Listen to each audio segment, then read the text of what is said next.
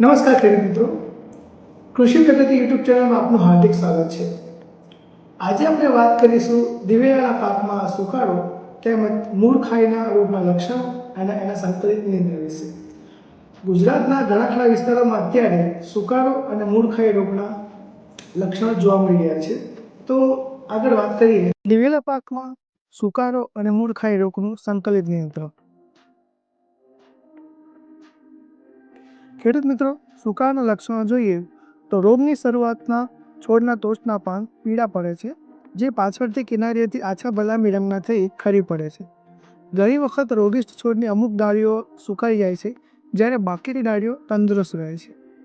રોગિષ્ટ છોડને ઉપાડીને જોતા મૂળનો ભાગ ભીનો અને ચીકણો જોવા મળે છે, અને થડને વચ્ચેથી ઊભું છીણીને જોતા અંદરના ભાગમાં સફેદ રૂ જેવી ફૂગ જોવા મળે છે.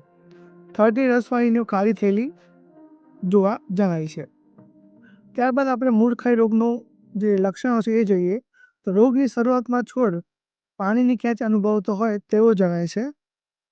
રોગિષ્ટ છોડને ઝડપથી સુકાવાનું શરૂ કરે છે. આવા છોડ જમીનમાંથી સહેલાઈથી ઉપાડી શકાય છે. મુખ્ય મૂળ અને તંતુ મૂળની છાલ સહેલાઈથી છૂટી પડે છે. થડનો આડોછેદ લઈ બારીકાઈથી નિરીક્ષણ કરતાં માલુમ પડે છે કે કાળા રંગની ફૂગ જોવા મળે છે. સુકારો અને મૂળ ખાઈ રોગના સંકલિત નિયંત્રણ વિશે વાત કરીએ તો ભૌતિક નિયંત્રણ, જૈવિક નિયંત્રણ, પ્રાકૃતિક નિયંત્રણ અને રાસાયણિક નિયંત્રણ. ભૌતિક નિયંત્રણમાં જોઈએ તો રોગ પ્રતિકારક જાતો જેવી કે ગુજરાત દિવેલા સંકર 2 અને ગુજરાત દિવેલા સંકર 6નું વાવેતર કરવું. પાકને પાણીની ખેંચ પડવા દેવી નહીં. ભાદરવા માસમાં ભેજની તંગી અને ગરમી વધુ હોય ત્યારે રાત્રે પિયત આપવું તથા આ રોગ સામે પ્રતિકારક શક્તિ ધરાવતી GCH 2 અથવા GCH 6 જાતની વાવેતર કરી.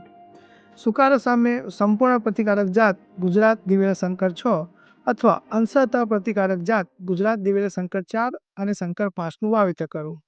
ઓછામાં ઓછા 3 વર્ષે દિવેલા પાકની ફેરબદલી કરવી તેમજ ઉનાળામાં હળથી ઊંડી ખેડ કરવી.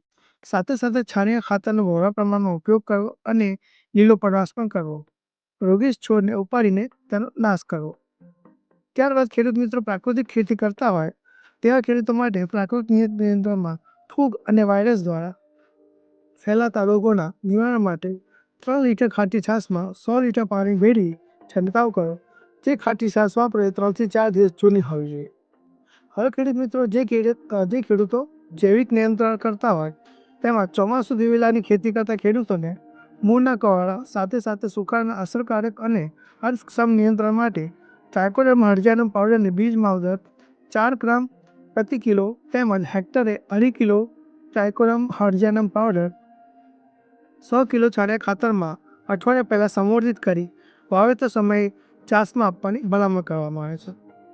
હવે ખેડૂત મિત્રો જે ખેડૂતો રાસાયણિક નિયંત્રણ કરતા હોય તેમાં બિયારણને વાવતા પહેલાં ફૂગનાશક થાયરમ અથવા કેપ્ટનનો 3 ગ્રામ પ્રતિ કિલો બીજનો પટ આપી વાવણી કરવી તથા રોગની શરૂઆત થતાં કાર્બેન્ડાઝિમ 50% વેટેબલ પાવડર એટલે કે 10 ગ્રામ પ્રતિ 10 લીટર પાણી અથવા તાંબાઇટ ફૂગનાશક દવા એટલે કે કોપર ઓક્ઝીક્લોરાઇડ 50% વેટેબલ પાવડર 40 ગ્રામ પ્રતિ 10 લીટર પાણીમાં મિક્સ કરી એટલે કે દ્રાવણ બનાવીને રોગની અસર પામેલા છોડની ફરતે જમીનમાં આપવું.